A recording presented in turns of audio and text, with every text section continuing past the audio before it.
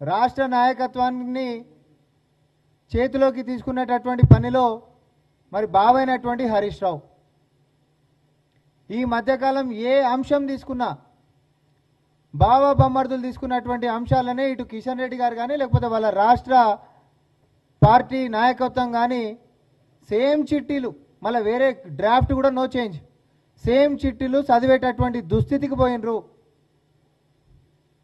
అది ఈ రోజు నుంచి ఉంటున్నటువంటి అంశం ఏం కాదు.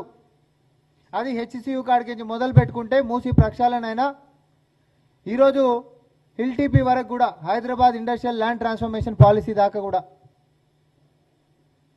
కిషన్ రెడ్డి గారు మీరు ఒక కేంద్ర మంత్రి అయి ఉండి ఇక్కడ రాష్ట్ర ప్రభుత్వము మన రాష్ట్రానికి రావాల్సినటువంటి వనరుల గురించి ఒకసారి కాదు 10ల సార్లు ముఖ్యమంత్రి గారు నేరుగా కేంద్రం దిక్కుపోయి మన యొక్క అభ్యర్థనలు చెప్తుంటే నువ్వు కిషన్ రెడ్డివి కాస్త కిరికిరి రెడ్డివి అయిపోయి అన్నిట్లలో కాళ్ళలో కట్టెలు పెట్టుకుంటా ఒక్క పనిని కూడా ముంగటికి పోనీయకుండా ఉల్టా ప్రతిపక్షంలో ఉన్నటువంటి బీఆర్ఎస్ వాళ్ళు మీరు ఇద్దరు ఒకటైపోయి రాష్ట్రాన్ని ముంగటి సాగనీయకుండా చేస్తున్నటువంటి కుట్రలు కనిపించకుండా దాచుకుంటే అని అంటే అది మీ అవివేకం అవుతుంది.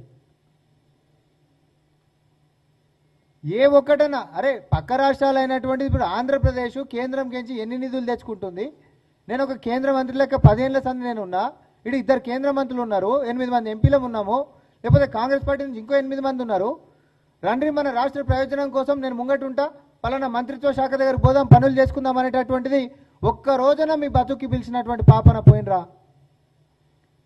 కానీ నిన్న మీరు ప్రెస్ మీట్లో మాట్లాడుకుంటా ఢిల్లీ బెంగళూరు లాంటి పరిస్థితి రావద్దని కోరుకునేటటువంటి మీరే పరోక్షంగా మీ యొక్క వైఫల్యాన్ని సమాజం ముందు పెట్టినందుకు ధన్యవాదాలు. 10 ఏళ్ల సంధి నువ్వే కేంద్రంలో అధికారంలో ఉండి ఈరోజు గాలిని కొనుక్కొని బతుకునేటటువంటి పరిస్థితికి దేశ రాజధాని ఢిల్లీని తీసుకొని వచ్చినావు. గాలిని కొనుక్కొని బతికేటటువంటిది రూమ్కి ఎయిర్ ప్యూరిఫైయర్ లేకపోతే మనుషులు బతికేసకంత లేదాడా. అట్లాంటి దుస్థితి ఇక్కడ తెలంగాణ రాష్ట్రానికి మన భాగ్యనగరానికి రావద్దనేటటువంటి ముందు చూపుతోటి మన నాయకత్వం మరి మూసి ప్రక్షాళన అని చెప్పి తీసుకొని ఉన్నప్పుడు, లేకపోతే హైడ్రా అనేటటువంటి అంశంతో చెరువుల కబ్జాలు నియంత్రించి ప్రకృతిని చెరువులను కాపాడేటటువంటి దోదం చేసేటటువంటి ఒక ముందు చూపుతో ముందుకు పోతున్నప్పుడు కాళ్ళకి సాక్సులు వేసుకొని బ్లాంకెట్లు కప్పుకొని దొంగ దీక్షలు చేసి కాళ్ళలకు కట్టెలు పెట్టి దాన్ని ఆపినరు. ఒకడు 1,00,000 కోట్ల కుంభకోణం అనే ఏమిట్లేం కాకుండా ముంగంటే ఇంకోటి 1,50,000 కోట్ల కుంభకోణం అనే. హెచ్సియు 400 ఎకరాలు 10,000 కోట్ల కుంభకోణం అన్నాడు, ఇంకోటి వచ్చి 12,000 కోట్ల కుంభకోణం అని అన్నాడు. మీరు ఒక కేంద్ర మంత్రి అయి ఉండి నిజాలేంది అబద్ధాలేంది, నేను అబద్ధాలు చెప్తే రేపు పొద్దున జనాలు నన్ను ఉంచుతారు, నాకు ఇది తగ్గుతుందా అని అద్దం ముందు కూడా మీ నీడ కూడా మీ మీద ఉంచేటట్టుంది. అంతటికి దిగజారిపోయినరు మీరు. ఈరోజు స్థాయి మర్చిపోయినరు, బాధ్యత మర్చిపోయినరు. ఈ రాష్ట్రం పట్ల మీరు చేయాల్సినటువంటిది, మీరు చేసినటువంటి ప్రమాణాన్ని గుర్తు చేసుకోరు. ఒకసారి అద్దం ముందు పోతే మీ నీడ మిమ్మల్ని చీదరించుకునేటటువంటి పరిస్థితికి వచ్చిండ్రు. మీరు రియలైజ్ కావాలి. హైదరాబాద్ ఇండస్ట్రియల్ ల్యాండ్ ట్రాన్స్ఫర్మేషన్ పాలసీలా కేటీఆర్ చదివిండని చెప్పి నువ్వు వచ్చి చదివినావు. ఏముందండి దాంట్లో? నువ్వు ఒక కేంద్ర మంత్రి స్థాయిలో ఉండి ఒక గజమన్న ప్రభుత్వ భూమి ప్రైవేట్ ఓన్కి అడ్డికి పావుసారి ఇచ్చేటటువంటి విధానం ఉంది అసలు కనీసం? అది పాలసీ అయినా? అది ప్రైవేట్ వాళ్ళు ఓనర్లు ఎవరైతుర్రో ఇండస్ట్రియల్ ఏరియాలో ఉంటున్నటువంటి వాళ్ళని నాన్ ఇండస్ట్రియల్ అంటే మల్టీపర్పస్ కిందకి కన్వర్ట్ చేసుకోనికి ఇచ్చినటువంటి వెసులుబాటు అది. దీంట్లో కుంభకోణం ఆస్కారం ఏడుందో, లేకపోతే పలానా కాడ ప్రభుత్వ భూమిని తక్కువ ధరకు అమ్మిరని ఒక కాగితం తీసుకొచ్చి చూపించి మాట్లాడాలి. నీ మాటలకు కొంచెమన్నా విలువ ఉంటుంది.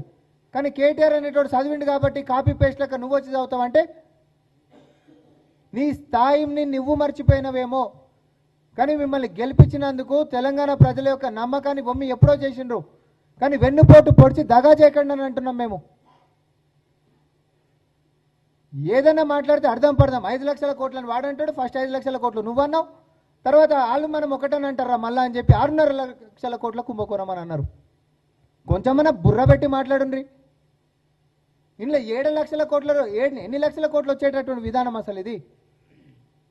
ఎవరైతే పారిశ్రామిక వాడలాలు ఉన్నారో 60-70 ఏళ్ల క్రితం వచ్చినటువంటి పారిశ్రామిక వాడలల్లా అవి అవుట్డేటెడ్ అయిపోయినాయి, అవుట్డేటెడ్ టెక్నాలజీ అయిపోయింది. ఈరోజు నిరుపయోగంగా పడినటువంటివి చాలా ఉన్నాయి. అట్లా ఉంటున్నటువంటి దాన్ని వెసులుబాటు ఇతర మార్గాలకి తీసుకొని పోతే తద్వారా రేపు పొద్దున అక్కడ వ్యాపారానికి సంబంధించినటువంటి సముదాయాలైనా నివాసయోగ్యమైనటువంటి సముదాయాలైనా వస్తాయి. ఇప్పుడు బాలనగర్లో ఒక ఇల్లు కొనుక్కోవాలని చూస్తారండి. కంపల్సరీ ఏంటంటే అవుట్ రింగ్ రోడ్ బయటకు పోయి కొనుక్కోవాల్సిందే. బాలనగర్లో జాగుందా? కానీ ఈ బాలనగర్ అన్న ఒకప్పుడు లీజు జాగలు. ఇప్పుడు మేము తీసుకొచ్చినటువంటి విధానంలో అసలు లీజ్ జాగలు లేవు. నేను మళ్ళీ చెప్తా ఉన్నా, మీరు కుంభకోణం అని కనీసం ఎప్పుడు అనాలే? కేటీఆర్ అనేటోడు 2020లో గ్రిడ్ పాలసీ తీసుకొచ్చినప్పుడు అనాలే.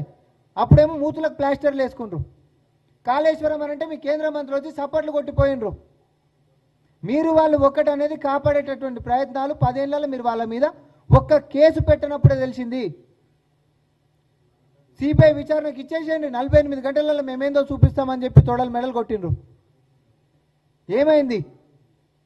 సిబిఐకి ఎందుకు అడిగిర్రు అని అంటే బీఆర్ఎస్ పార్టీని కాపాడనీకి అడిగినరు. మళ్ళీ ఒకసారి రుజువైంది అది. మీరు దయచేసి నేను మళ్ళీ ఒకసారి చెప్తా ఉన్నా, కిషన్ రెడ్డి గారు గాలికి మాట్లాడతామనంటే ఊకునేది లేదు. ఓపెన్ ఛాలెంజ్, ఏ చౌరస్తాలకు వస్తావో రా, లేకపోతే నీకు చేత కాకపోతే నీ పదవికి రాజీనామా చేయి. కానీ బ్రోకరేషాలు వేయకండి దయచేసి.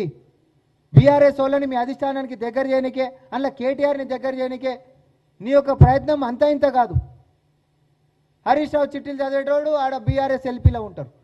ఇది అసెంబ్లీలో ఉన్న అందరికీ తెలుసు. చిట్టీలు ఎవరు అందిస్తారో ఏలేటి మహేశ్వర్ రెడ్డికి. ఆయన చిట్టీలో నీళ్ళు చదువుతారు, ఈయన చిట్టీలో ఈయన ప్రెస్ మీట్లు పెట్టి మాట్లాడతాడు. మీకంటూ సొంత లైన్ లేదా? ఇది రాష్ట్రంలో మీకు భాగస్వామ్యం కాదా? మిమ్మల్ని జనాలు గెలిపించినప్పుడు రూపాయి ఇడికి తీసుకొని రావాలనేటటువంటి బాధ్యత మీ మీద ఉండదా? ఢిల్లీ లెక్క మరో నగరం లెక్క హైదరాబాద్ మారొద్దు అని అంటే మూసీ ప్రక్షాళన జరగాలని చెప్పి ముఖ్యమంత్రి రేవంత్ రెడ్డి గారు మరి కంకణం కట్టుకొని కూర్చున్నప్పుడు కుంభకోణం అనేటటువంటి ఆరోపణలతోటి కాళ్ళలో కట్టలు పెట్టేటటువంటి ప్రయత్నాలు చేస్తున్నారు. మేము ఈరోజు చెప్తా ఉన్నాం, అది 1,00,000 కోట్లు అవుతుందా, 50,000 కోట్లు అవుతుందా, 10,000 కోట్లు అవుతుందా, 2,000 కోట్లు అవుతుందా? మొత్తం కేంద్రం బాధ్యత నువ్వే తీసుకొని మా ఎంపీలు ఏడికి రమ్మంటే వాడికి అక్కడికి వస్తారు. మొత్తం బాధ్యత మీరే తీసుకోండి. మీరు ఎంత చేస్తారో అంత చేయండి. కానీ మాకు మూసి ప్రక్షాళన జరగాలి. కానీ చేసేటటువంటి ప్రయత్నానికి మాత్రం దయచేసి కాళ్ళ కట్టలు పెట్టొద్దని చెప్పి కోరుకుంటా ఉన్నాం.